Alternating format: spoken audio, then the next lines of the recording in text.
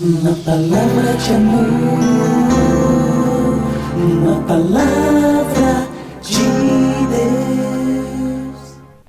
Olá, muito bom dia, uma excelente segunda-feira para você. É uma grande alegria podermos retornar para mais um devocional diário aqui da nossa Igreja Batista Boas Novas em Diadema. Desejo a você uma ótima semana, que a graça, a paz e a misericórdia do nosso Senhor e Salvador Jesus Cristo esteja sobre a sua vida. Nós estávamos falando no sábado que as pessoas têm buscado em várias situações a solução para os seus problemas. Falamos também que antes de Jesus vir, o sacrifício foi instituído como uma forma de que com coração humilde fôssemos aceitáveis diante de Deus. Mas apenas o sacrifício perfeito de Cristo de fato trouxe perdão e trouxe solução para a culpa do pecado.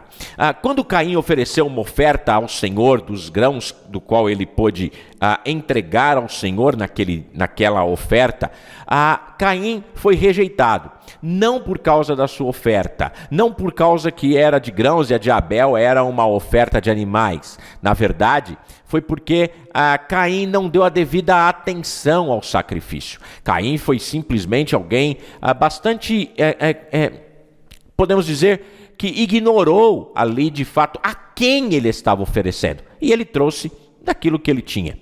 Ele não se preocupou em trazer o melhor para o Senhor, ele não se preocupou em dar o melhor para o Senhor. Abel não só ofereceu um sacrifício de animais, como também Abel trouxe das primícias. Abel trouxe o melhor para o Senhor. Então, na verdade, Caim buscou retidão simplesmente pelas suas obras, enquanto Abel de fato estava buscando apontar ali para o Senhor. Ele trouxe uma oferta de maneira obediente e por isso Deus aceitou a sua oferta e não a de Caim. Desde a época de Caim e Abel, então, nós temos essas duas linhas divergentes, obra e fé. O caminho caracterizado pela vida religiosa do homem e o caminho caracterizado pela fé em Jesus Cristo. A pessoa que segue o caminho do homem, seja qual for, o caminho das obras humanas, segue a mentira de Satanás, segue pelo caminho de Caim. A pessoa que segue o caminho de Deus, segue o caminho de Abel, o caminho da graça, o caminho do perdão. Estas duas linhas de aproximação ou de busca de aproximação a Deus, na verdade, ela tem levado o homem a ou encontrar ou se afastar cada vez mais do Senhor. Os construtores da Torre de Babel, por exemplo, seguiram o caminho do descrente Caim, enquanto Noé e sua família seguiram o caminho obediente de Abel. A grande maioria do mundo antigo seguiu o caminho de Caim, enquanto Abraão e sua família seguiu o caminho de Abel. Dentro da nação de Israel, foram sempre as duas linhas de realização humana e realização divina, de confiar no homem, no que o homem pode fazer, ou confiar no que Deus pode fazer pelo homem. Aqueles que seguem o caminho estreito da fé são sempre uma minoria, mas Deus sempre mantém um remanescente fiel.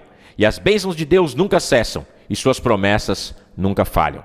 E assim por toda a história, vemos homens procurando os seus próprios caminhos ou os caminhos de Deus. Assim também, nos dias de Paulo ali, também havia essas duas linhas. Gálatas 2, de 11 a 21, mostra o caminho do homem, o caminho das obras, o caminho que o homem tenta encontrar para a sua própria salvação, a autossalvação, que ele nunca vai encontrar. Por outro lado, temos o caminho de Deus, que é o caminho da graça, que é o caminho da salvação, que é o caminho da redenção, que é o caminho da misericórdia. Aqui nós temos então Paulo, que continua na defesa da verdade do Evangelho, e agora ele vai apresentar de uma maneira muito clara esse Evangelho que salva somente pela fé.